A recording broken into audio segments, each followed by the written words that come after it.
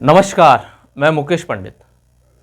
दोस्तों, पत्रकारों से बात करते हुए बीजेपी के नेता नितिन गडकरी ने एक बात का खुलासा किया है और कहा है कि समूचे विपक्ष ने या यह कहें इंडिया गठबंधन ने नितिन गडकरी को प्रधानमंत्री पद का ऑफर दिया था। सबसे पहले तो यह है कि नितिन गडकरी ने इस बात का खुलासा अब क्यों किया है, या ये कहें कि नितिन गडकरी को ये ऑफर किसने दिया और क्यों दिया। नितिन गडकरी ने ये बात भी कही कि उन्होंने यह कहते हुए इस पद को ठुकरा दिया कि मेरे लिए पद कोई महत्व नहीं है, मेरे लिए अपना कर्तव्य महत्व है, मैं अपने कर्तव्य के प्रति वफादार रहूँगा, मगर मैं अपने कर्तव्य से नहीं भाग सकता।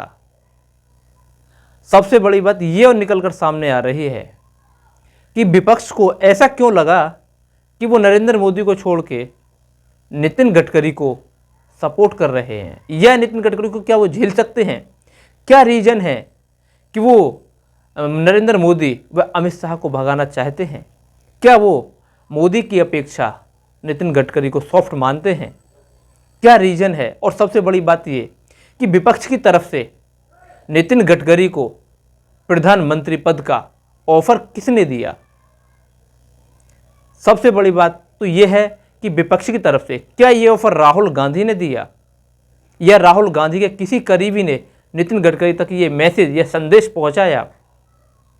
एक बात और सामने निकल कर आ रही है कि जो महाराष्ट्र के एनसीपी के नेता शरद पवार हैं, उनके और नितिन गडकरी के संबंध बहुत ही घनिष्ठ माने जाते हैं।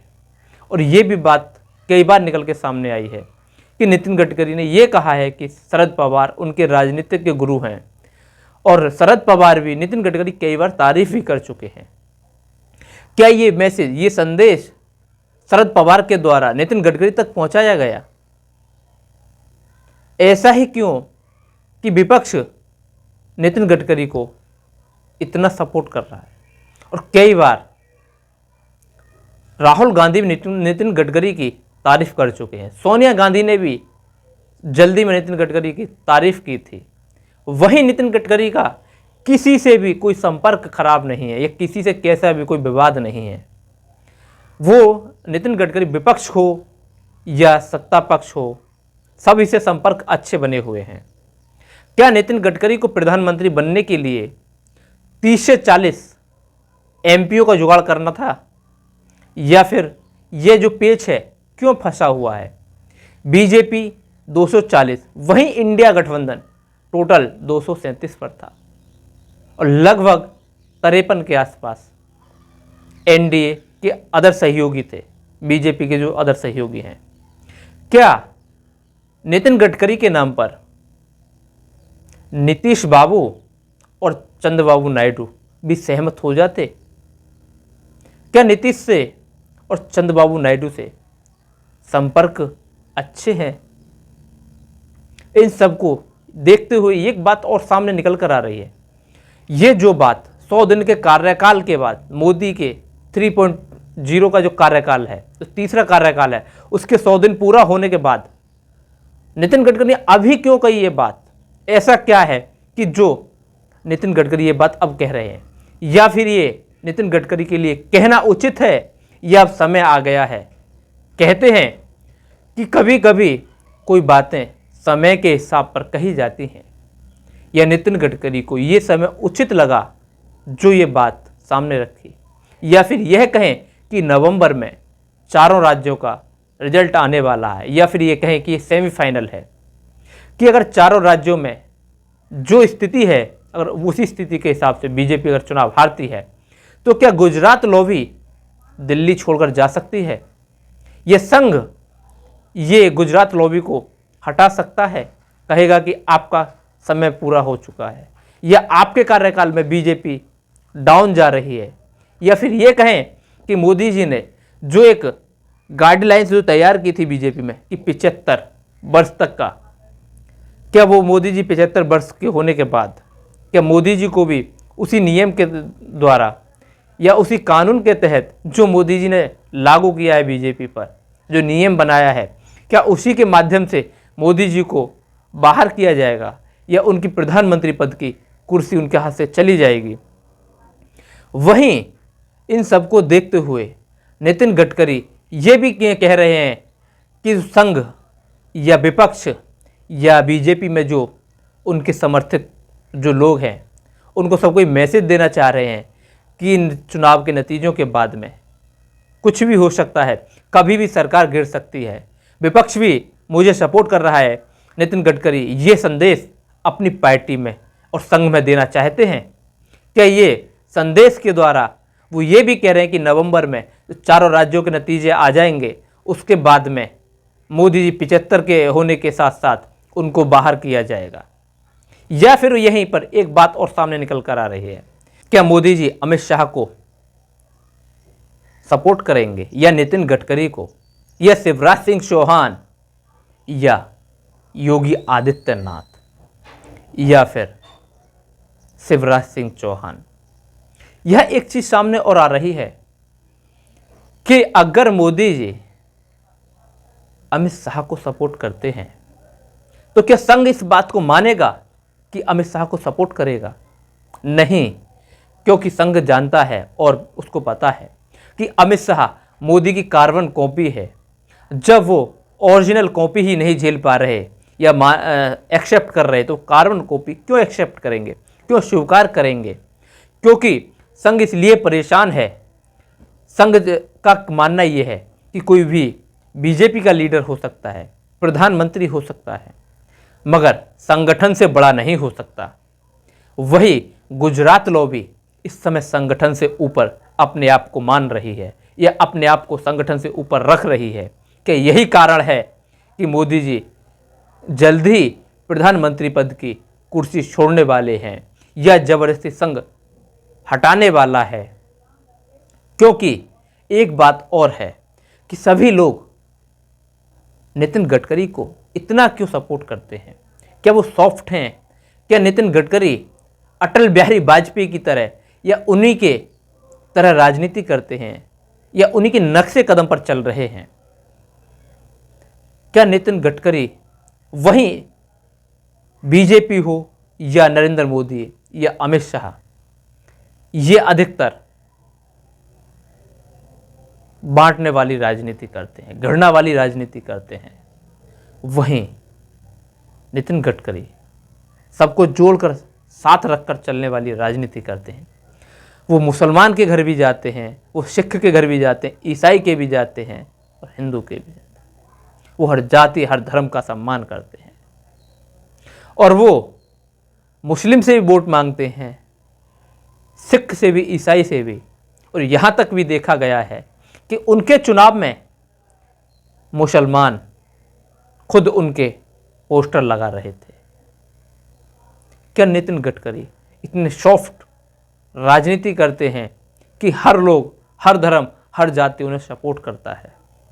क्या नितिन गडकरी आने वाले समय में प्रधानमंत्री बन सकते हैं? क्या नितिन गडकरी को संघ सपोर्ट कर रहा है? या फिर ये कहें कि विपक्ष ये चाहता है कि किसी भी तरीके से गुजरात लॉबी कैसे ही दिल्ली से गुजरात चली जाए। संघ जब लाल कृष्ण आडवाणी को साइड कर सकता है तो नरेंद्र मोदी क्या चीज़ है? नरेंद्र मोदी को लाने वाला भी संघ है, नरेंद्र मोदी को गुजरात मॉडल बनाकर यहाँ लाने वाला भी संघ है। और नितिन गडकरी की अगर बात की जाती है तो वो नितिन गडकरी हर नेता का काम करते हैं, सत्ता पक्ष हो या विपक्ष, सबसे संपर्क अच्छे हैं, सबसे तालमेल अच्छे हैं। नरेंद्र मोदी प्रधानमंत्री पद, तीसरी बार प्रधानमंत्री पद की शपथ ले रहे थे, उससे पहले क्या हलचल चली थी बीजेपी के अंदर, उस पर एक नज़र डालते हैं। वहाँ संघ का एक प्रोजेक्ट था, एक रणनीति थी कि जो सांसदों की जो बैठक होगी, जो बैठक में जिसका संघ और सांसद सपोर्ट करेंगे, क्या उसको प्रधानमंत्री बनाएंगे? और उसमें शायद नितिन गडकरी का नाम निकल कर आ रहा था।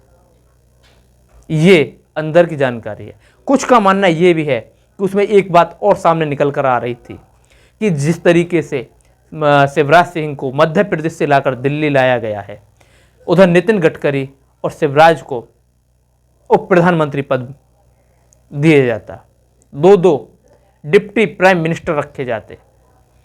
मगर पीएम मोदी हैं, प्रधानमंत्री पद पर बैठे हैं, तो उनके पास में आईवी है, उनकी खुफिया जानकारियों से जानकारी मिली, खुफिया एजेंटों से जानकारी जो प्राप्त हुई कि जो संघ जो रणनीति बना रहा है उनके खिलाफ, वो मीटिंग नरेंद्र मोदी ने कैंसिल करते हुए खुद ही अपने आप को आगे रखा, प्रधानमंत्री पद का दावेदार बना दिया। नितिन गडकरी ने जो कहा है कि विपक्ष ने उन्हें भी प्रधानमंत्री बनने का ऑफर दिया है, क्या ये चीज़ें नितिन गडकरी नवंबर तक जो भी चारों राज्यों के जो नतीजे आ जाएंगे, चुनावों के जो नतीजे आएंगे, क्या उनके मद्देनज़र रखते हुए कहा है कि जो इस समय बीजेपी में अपनी आवाज़ नहीं उठा पा रहे हैं या अपनी बात नहीं रख पा रहे हैं, इन गुजरातियों के सामने सरेंडर कर दिया है, क्या नितिन गडकरी अपनी आवाज़ उन तक पहुंचाना चाहते हैं या संदेश उन तक पहुंचाना चाहते हैं कि नवंबर तक का इंतज़ार करिए, आप अपनी तैयारी करिए, आगे तो हम हैं, हम इनको हटाएंगे और यहाँ से भगाएंगे। आपके जो सांसद हैं उनको आप कवर कीजिए, उनको अपने संरक्षक में रखिए, उनके संपर्क में रहिए, बाकी काम मेरा है। क्या नितिन गडकरी ये संदेश अपने भाजपा के साथियों तक पहुंचा रहे हैं और ये कह रहे हैं कि विपक्ष भी हमारे साथ है, या फिर यह कहें कि जैसे वसुंधरा राजे हुई, शिवराज सिंह चौहान हुए, रमन सिंह हुए, यूपी में योगी आदित्यनाथ हुए, जिस तरीके से वसुंधरा राजे को मुख्यमंत्री ना बनने दिया, या मध्य प्रदेश में शिवराज सिंह चौहान मुख्यमंत्री नहीं बने, छत्तीसगढ़ में रमन सिंह मुख्यमंत्री नहीं बने, क्या ये लोग ये अपनी जो टीश है, ये चषक है, उसको निकालने के लिए तैयार बैठे हैं क्या, या मौके की तलाश में हैं, या फिर यूपी में आ जाते हैं? यूपी में अमित शाह लगातार योगी आदित्यनाथ को हटाने की भरपूर कोशिश कर रहे हैं, मगर एक नहीं चल पा रही है। केशव प्रसाद मौर्य के द्वारा योगी आदित्यनाथ को मुख्यमंत्री पद से हटाने की काफ़ी बार कोशिश की गई। क्या योगी इस सब को मद्देनज़र रखते हुए क्या गुजरात लॉबी के खिलाफ, जो कि इस समय बीजेपी में दो गुटों में बटा हुआ है, क्या वो नवंबर में दिखाई देगा? क्या बीजेपी संघ जो नितिन गडकरी के जो पीछे खड़ा है, क्या गुजरात लॉबी, या ये कहें कि मोदी और शाह गुजरात जाने वाले हैं? क्या ये समय ही बताएगा, या फिर समय पर इसलिए टाल दें कि ये लोग अभी चारों राज्य के चुनाव हैं उस सेमीफाइनल का इंतज़ार कर रहे हैं, या ये कहें कि जो इनकी रणनीति है गुजरात लॉबी की, जिस तरीके से सरकार चलाना चाहते हैं, जिस तरीके से चला रहे हैं, अपने सिवा किसी को नहीं आगे प्रोजेक्ट होने दे रहे, किसी को नहीं आने दे रहे। सिर्फ इन्होंने जिस तरीके से मुख्यमंत्री हटाकर मुंशी बना रखे हैं कि ये चषक चुभ रही है संघ को, यह संघ चाहता है कि जिस तरीके से इनके मुंशी हैं उनको हटाया जाए, संघ से निकले हुए मजबूत कैडर के नेताओं को मुख्यमंत्री बनाया जाए। क्या ये सभी लोग मिलकर कोई बड़ी साजिश के तहत, या ये कहें कि जो नितिन गडकरी का संदेशा है उस संदेशे को मद्देनजर रखते हुए और पूर्ण रूप से तैयारी कर रहे हैं कि नवंबर में चारों राज्यों के नतीजे आने के बाद में या तो ये प्यार से, या ये कहें कि जो एक नियम लागू किया है 75 वर्ष का जो कानून बनाया है बीजेपी के लिए, उसके अंतर्गत खुद ही अपने पद से इस्तीफा देकर गुजरात चले जाएं, या फिर ये लोग इनके खिलाफ अपना झंडा बुलंद करें और बगावत करें। उसके बाद मोदी जी को प्रधानमंत्री पद की कुर्सी से हटना होगा, और ये लोग अब शायद लगता है कि ठान लिया है और ये करके रहने वाले हैं, क्योंकि वसुंधरा लगातार इनके खिलाफ गतिविधियों में लिप्त पाई जाती हैं। जिस तरीके से योगी आदित्यनाथ लगातार इनके खिलाफ अपनी आवाज़ बुलंद कर रहे हैं, उधर रमन सिंह भी। मगर यहाँ अगर मध्य प्रदेश की बात करें तो शिवराज सिंह चौहान ने कहीं हद तक इनके सामने सरेंडर कर दिया है। मगर नितिन गडकरी जिस तरीके से जो बयान मीडिया के सामने जो दिया है कि एक मौका देखकर मौका बुनाने की कोशिश में है, और संघ का इशारा ये कहें कि संघ ने हाथ रख दिया है और कह दिया है कि आप चिंता ना करें, आप आगे चले, पीछे हम हैं, प्रधानमंत्री आप ही बनेंगे। क्योंकि अगर चारों राज्य में अगर हार के आते हैं तो ये इनके लिए, गुजरात लॉबी के लिए, या फिर ये कहें दिल्ली दरबारियों के लिए बहुत बड़ा खतरा है। इसीलिए वे दिल्ली दरबारी हर काम, हर चुनाव में निर्णय सोच समझकर ले रहे हैं। जय हिंद, जय भारत।